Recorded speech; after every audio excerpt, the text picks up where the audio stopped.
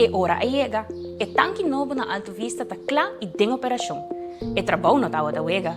Promê mistura desmantelar o tanque bio, depois a construir a fundação e finalmente a frente do tanque novo. E essa é a boa notícia para a área do norte.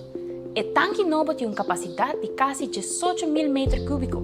Essa é mais que 5.000 metros cúbicos mais que o tanque bio. O tanque novo lo percorrerá para mais capacidade, qualidade, estabilidade e durabilidade para o suministro de água. Entretanto, nos acostumamos com o desenho novo do tanque e tem uma forma diferente do tanque bio, mais ancho e menos alto. O material também é diferente e roupa mais duradouro. Esse aqui é o primeiro tanque da região trabalhar de glass fused to steel. O que você está? Acha por conta nós. Correto, Kiona. Glass fused to steel é um processo que caminha da smelt staal com uma capa de glass. Essa é uma construção forte e uma proteção excelente contra frio.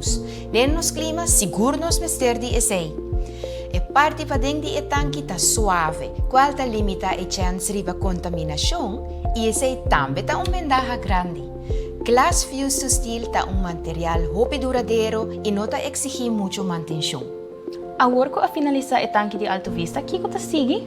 O tanque novo de Alto Vista forma parte do web projeto Upgrade Aruba Water Distribution Network. Sakita encerra reemplazo de tuberia e pompa, renovação e reemplazo de tanque de água e instalação de maintenance inteligente.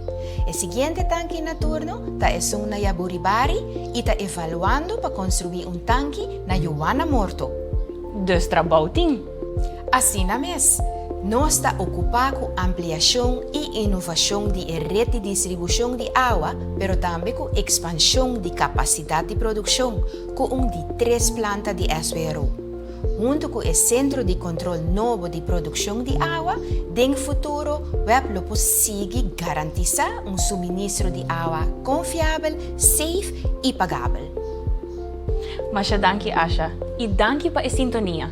Até outro viaje.